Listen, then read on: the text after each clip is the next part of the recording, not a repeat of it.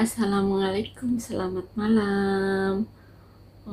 Ketemu lagi sama Cinta Sejati ya. Malam ini malam minggu ya. Saya ucapkan semua kepada teman-teman yang posisi seperti saya ya, sedang merantau di mana saja. Selamat beristirahat dan menikmati malam minggu. Sambil menikmati malam minggu, yuk kita barangkali yang kebetulan sedang lihat video saya. Untuk kali ini aku ingin saling menguatkan sama teman-teman semua yang sama-sama perantau seperti saya ya. Kadang saya sering menjumpai ya, ada yang kalau misalnya sedang mengalami suatu problem atau mungkin ada sedang kesalahpahaman dengan keluarga, suami, anak dan lain-lain. Kadang sepertinya kelihatannya murung, nggak seneng wajahnya, nggak semangat gitu. Itu kalau bisa ya teman-teman, kita berusaha untuk tetap kuat. Kita harus berpikir seperti ini. Kita di sini kerja ikut orang, yang kebanyakan orang Hongkong itu nggak di Hongkong saja lah ya, semua majikan itu pasti kebanyakan itu disiplin, harus disiplin. Nah, kalau kita berlarut-larut dengan suatu masalah yang sedang kita hadapi, sedang kita pikirkan, kita harus bisa membagi waktu ya. Jangan sampai kita berlarut-larut memikirkan masalah yang sedang kita hadapi, kemudian merusak suasana waktu kerja. Terus yang penting lagi, kita kan kerja di sini tentunya butuh badan yang sehat, pikiran yang sehat juga, mental yang kuat gitu. Jadi salah satunya yang harus kita perhatikan adalah waktu makan ya teman-teman. Sesedih-sedihnya kita, sepusing-pusingnya kita, suntuk-suntuknya hati kita, waktunya makan, walaupun kita nggak ada selera ya, tetap kita harus usahakan, kita harus terisi ya, terisi makanan, minum yang cukup, dan setelah itu kita juga harus waktunya kerja, harus fokus sama kerjaan, jangan sampai melakukan kesalahan yang berhubungan dengan waktu kerja, atau apalagi kalau sampai kita lalai ya, kemudian memecahkan barang, merusak, atau karena kita pikiran gak tenang, terus akhirnya kita berefek pada tempat kerja kita ya. Jadi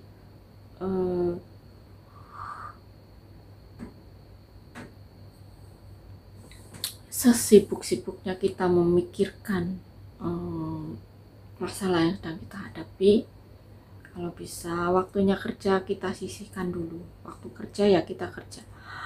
Jadi untuk masalah pribadinya nanti ya dipikir kembali setelah tugas kita hari ini selesai. Terus kalau sudah malam, kadang kan kalau malam itu justru semakin kelihatan semua ya apa yang sedang kita pikirkan. Nah, kalau waktu istirahat kita sampai terganggu lagi dengan sampai nggak bisa tidur, kita juga harus tetap paksakan diri kita sendiri untuk tidur. Singkirkan HP, kalau bisa ditaruh yang agak jauh dari kita tidur ya, dari badan kita, karena sinyal HP pun itu kalau deket-deket dengan badan kita kayaknya kita nggak bagus ya, soalnya ada radiasi.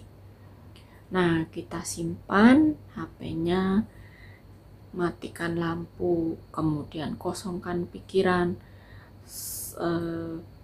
seolah-olah kita melupakan segalanya, dan bisa kita tidur dengan nyenyak sampai pagi, kita bisa bekerja lagi, begitu.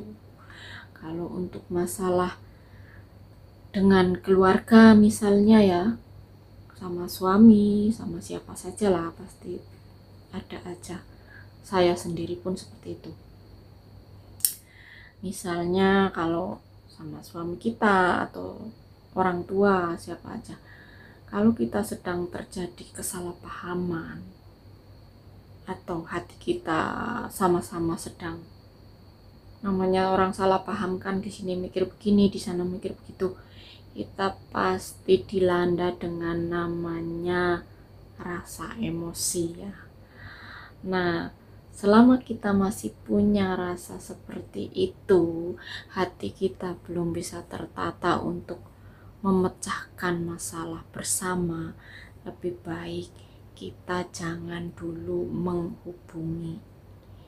Seperti contohnya misalnya saya ya sama suami saya, biasanya suami saya itu bilang begini, kalau kamu hatimu belum tenang, daripada nanti marah-marah, lebih baik diam dulu.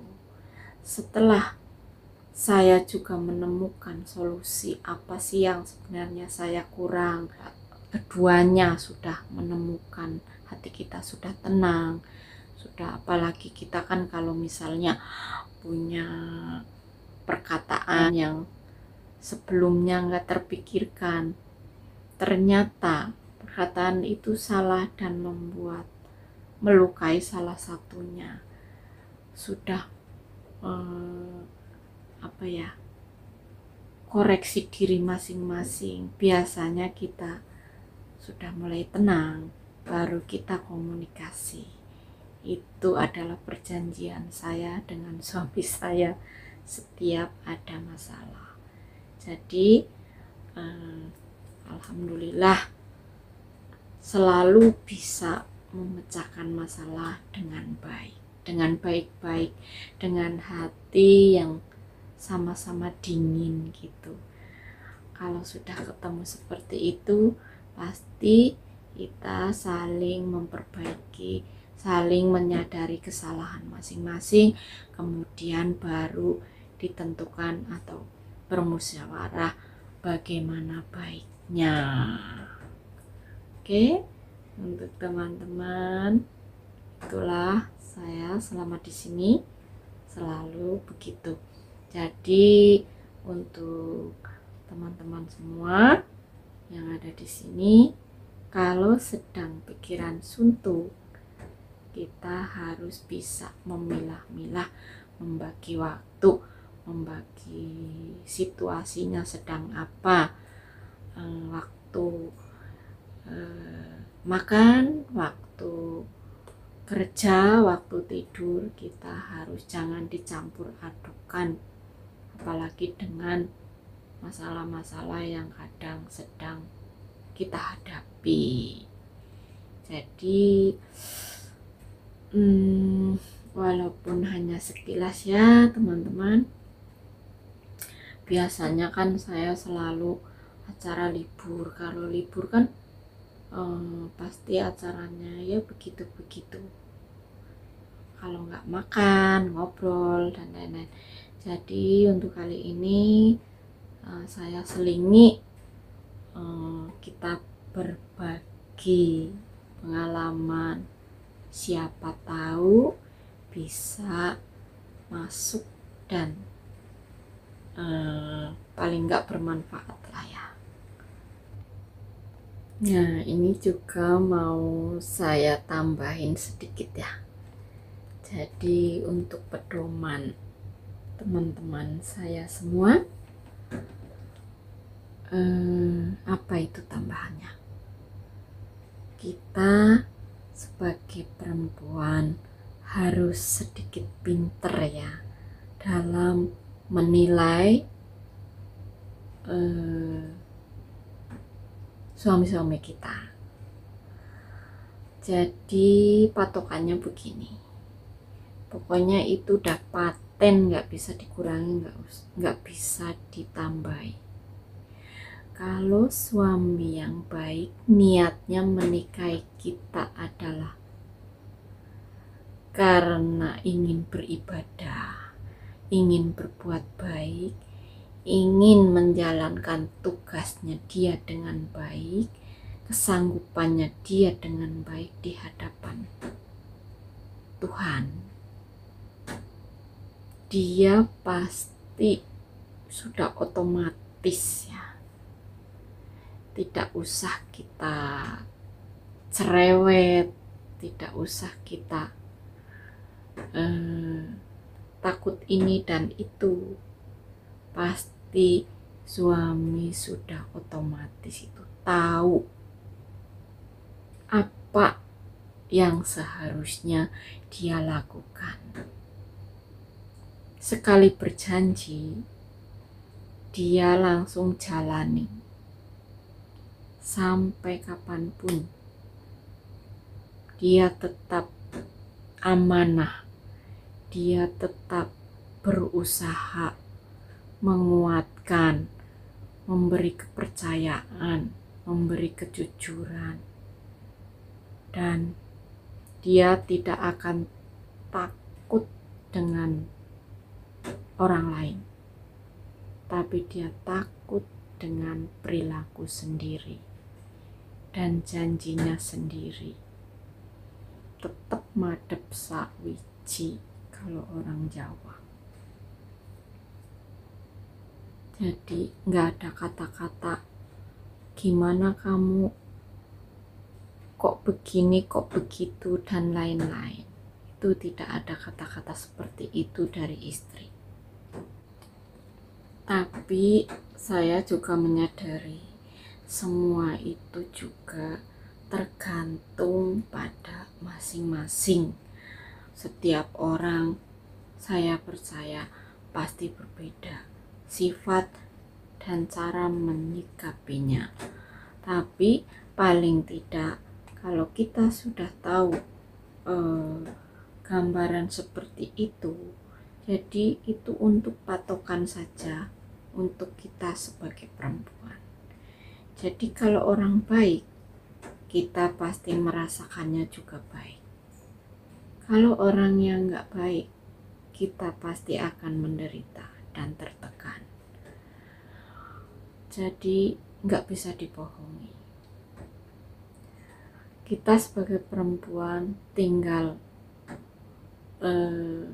mengikuti dan akhirnya akan menyaksikan apa yang ada di akhir. Kita pun kalau suami kita orang yang benar-benar mempunyai perilaku yang baik, tahu hal-hal yang baik, tidak usah kita ngomong begini begitu, dia sendiri sudah menyadari, dia sendiri sudah tahu, dia sendiri sudah misalnya salah, pasti mengakui kesalahannya. Tapi ada juga orang yang masa bodoh,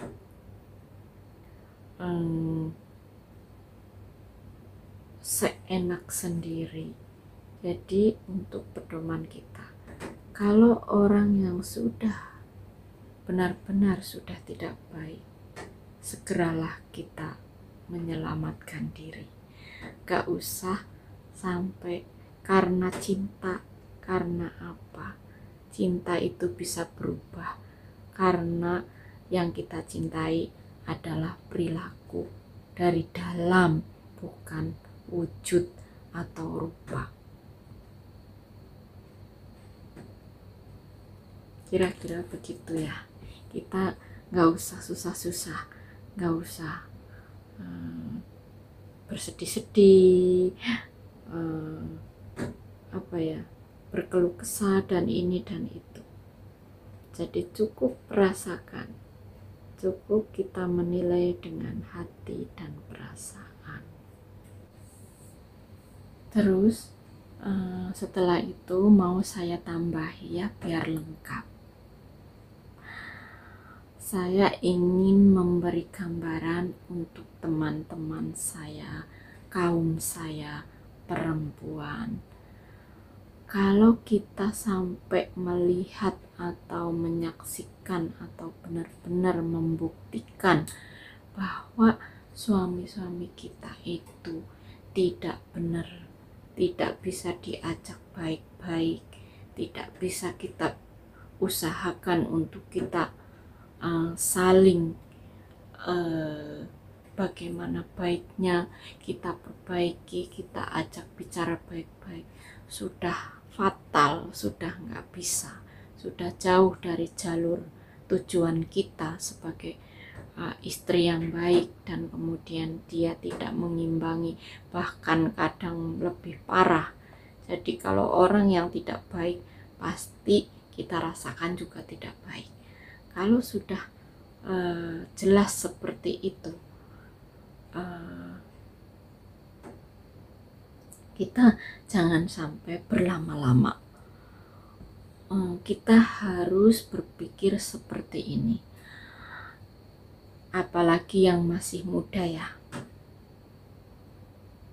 Saya sudah tua. Apalagi yang masih muda, umur masih muda. Kita harus berpikir seperti ini.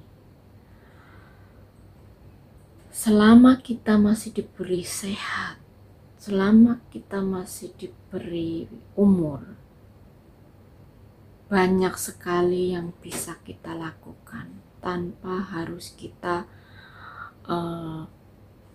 menangis berkepanjangan, mengeluh berkepanjangan, menyesali yang sudah terjadi. Masih ada, kita jangan menengok itu saja. Kita harus berpindah tempat. Kita harus melihat pandangan lain.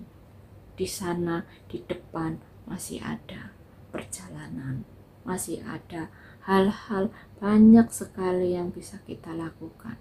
Selama kita sehat, apalagi kalau kita berada di luar negeri ya, maksudnya kayak kita di sini, masih banyak sekali yang bisa kita ciptakan lebih bagus lagi, lebih cerah lagi, lebih masa depannya kita bangun dengan tekad yang kuat ya. Misalnya yang masih muda, bukan kita mau memprovokasi orang suruh berpisah, patokannya ya, kalau sudah tidak bisa diperbaiki. Kalau masih bisa diperbaiki, kita harus berusaha terus untuk memperbaiki, untuk tetap utuh ya keluarga, tetap utuh suami istri, tetap langgeng, itu harapan kita. Ada catatan ini ya, kalau yang sudah lebih parah, jadi kadang ada contohnya banyak suami yang diajak kita baik-baik, bahkan justru dia lebih parah karena niatnya dia memang untuk main-main, sekedar kepuasan, sekedar entah itu tujuannya apa menikahi kita. Tapi kalau yang benar-benar pasti bisa kita rasakan. Jadi intinya untuk kita lebih pintar sebagai perempuan. Kalau misalnya sudah tidak bisa diperbaiki lagi, tidak bisa diajak baik-baik. Itulah solusinya ya. Kita jangan membuang-buang waktu kita, apalagi yang masih muda. Selama kita masih punya semangat, masih tetap ada kesempatan untuk kita bisa memperbaiki. Kita harus berpikir seperti ini. Yang tadinya kalian itu nggak peduli dengan diri kita, dan seadanya, karena kita kan kalau misalnya perempuan itu biasanya itu hidupnya lebih mementingkan untuk keluarga, apalagi kalau sudah ada anak ya. Tapi begitu dia oleng ya, maksudnya dalam masalah rumah tangga itu, kita bisa berpikir seperti ini, kenapa kita harus nangis-nangis, harus terpuruk, harus lemah. Ada banyak yang kita lakukan. Kita perbaiki diri, kita nabung, kita merawat badan, merawat perempuan kan udah tahu sendirilah ya, paling suka merawat kecantikan. Ya paling tidak itu kesehatan ya. Banyak sekali yang bisa kita lakukan. Kita memanja-manjakan diri, dengan hasil kita ditabung, kehidupan lebih baik. Saya yakin kalau kita sudah ada perubahan, bukan kita sombong ya, masalah jodoh, bukan kita provokasi juga ya, pasti banyak yang kita bisa lakukan setelah kita tidak bisa mengajak baik-baik. Bisa kita bayangkan, walaupun kita mungkin diabaikan, mungkin disepelekan sama mantan suami kita, kalau kita keadaannya lebih baik, gak ada ruginya. Justru kita akan terlahir lagi yang kedua kalinya sebagai perempuan yang kuat dan bisa merubah diri menjadi lebih baik. Oke? Banyak sekali yang kita lakukan, banyak sekali yang bisa kita lakukan. Jangan sedih, jangan terpuruk. Kalau kamu sedih, kamu akan lebih terpuruk dan lebih lemah lagi. Dan yang satunya lagi, lebih disepelekan, lebih diabaikan, lebih dipandang sebelah mata. Tapi kalau kamu bangkit, bangun diri sendiri untuk lebih baik, aku yakin tanpa kita harus mencari banyak di sana yang kita tidak tahu, akan datang sendiri. Oke, untuk para ibu-ibu kaum saya semuanya ya, semangat terus ya, berjuang terus. Selama kita berada di jalan yang benar, kita jangan takut. Kunci yang paling penting lagi ya untuk diri kita, usahakan hati kita, pikiran kita selalu rileks ya. Jangan selalu pikiran kita diporsir untuk bekerja terus. Akhirnya karena kita terlalu memikirkan yang seharusnya tidak dipikirkan, memenuhi pikiran kita, hati kita nggak senang, akhirnya kita di tubuh kita, di wajah kita akan efeknya tidak baik.